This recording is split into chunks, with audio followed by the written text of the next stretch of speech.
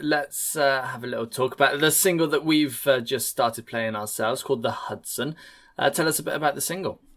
Yeah, the Hudson was inspired by a few different ideas, really. It kind of came to life via a story that my dad told me about a trip him and my mother took to New York back in the 70s. Mm-hmm. And it just kind of got me thinking. And then it was this idea of looking back on your life and wondering where you would be if you'd taken a different decision or kind of went a different way. And I sometimes wonder where I might be without music. And it's a completely pointless thing to do because I'll never actually know where I would be without music. But I think from a creative point of view, it's quite interesting and it was quite inspiring. So those two ideas kind of came together and the Hudson was effectively born from that. Amazing, excellent. And that's off a brand new album of yours out at the end of this month called The Human Demands. What can you tell us about the record? The record is, I mean, I'm always going to say this, but it's genuinely one of the best things I've heard for years. I'm so proud of it.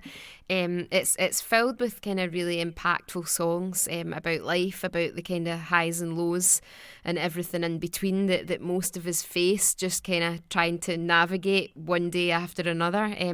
I was inspired by myself, by my own personal feelings, by my friends, by things that have happened to them, and just kind of everything around me, really. I made the record with Jim Abbas, who has produced some amazing records, Arctic Monkeys, Kasabian. So me being a little rocker at heart, it was great to work with somebody like that who's got such a great track record. And I think that what we've produced is brilliant, and I really can't wait for people to hear it. Good. Excellent. And 5 records in now. How have you developed over the years and how has the music evolved?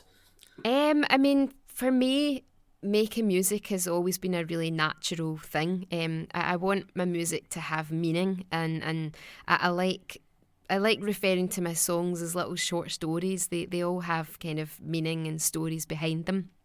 And that's the way I've always been. But I just think that as I've gotten older, I've had a little bit more life experience, so I'm probably writing about things that are maybe more relevant to people now, and I've always just tried to be myself, so I've kind of stuck to that. I think in terms of music, I think that this record is bolder, it's exciting.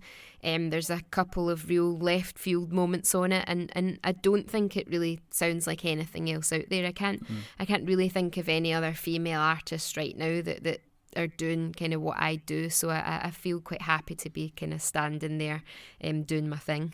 Excellent. Great. And doing some research, some rubbish research, I must admit. I've come across a couple of your influences, your musical influences, including Travis and the Killers, but one that stood out to me and was quite surprising was Rammstein.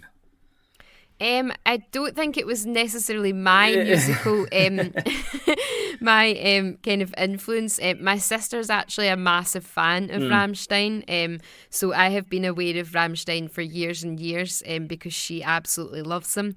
And when I was at a music awards ceremony in Germany a few years ago, Rammstein actually came over to me to say hello and to tell me how much they loved my music.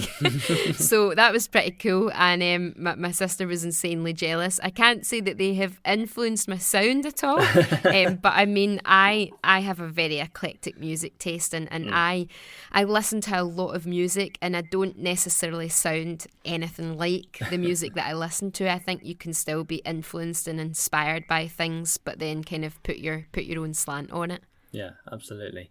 And over to this small little pandemic that's been going on recently. That's obviously had an impact on your album. How did that impact on it? Yeah, I mean, it's had a massive impact on me. I mean, it's had a massive impact on anyone, so I can't really complain too much. I would have put my album out probably much earlier than the year because it would have been finished. But obviously all them plans had to change, and I was in the studio as lockdown happened, so I had a 3 to 4 month break in the middle of making the record, and that was a little bit strange. when you're in the studio making a record, you're kind of so immersed in what you're doing, and you kind of just go with the flow, and it becomes a really normal and easy kind of process. But having that break in it, I did worry if it would impact our kind of creative process. But thankfully, because we'd been apart for so long, just getting back in the studio again, myself, my producer, my musicians, we were just so happy to see each other again, and we were so happy to have something to focus on and to make music. So I think that actually it was probably a positive in the end. It gave us an extra 10% towards the record, because we were just so excited to be there. So it probably worked out all right in the end. Yeah, absolutely. And speaking of the pandemic, obviously the album's on its way. I'm sure you'll be wanting to get onto the road as soon as physically possible. Yeah, I mean, this is another major thing, and there have been times where I've thought, am I doing the right thing releasing this record this year? Because it just feels like everything is going to get a little bit lost. And for me, I rely quite a lot on the live side of things. That's where I kind of get out there and promote my music. And not being able to do that is obviously quite detrimental. I'm living in hope that the tour dates that I've got penciled in for next year can go ahead. I think we just have to hope for the best. I think that you need something to kind of keep you going. So thankfully, loads of fans have bought tickets, which was completely surprising for me. I didn't really expect that. So thankfully, everybody seems like they're wanting something to look forward to. Yeah, and you'll obviously you've obviously toured a lot of places over the years. Is there anywhere that you haven't been to before that you do want to get to at some point in the future?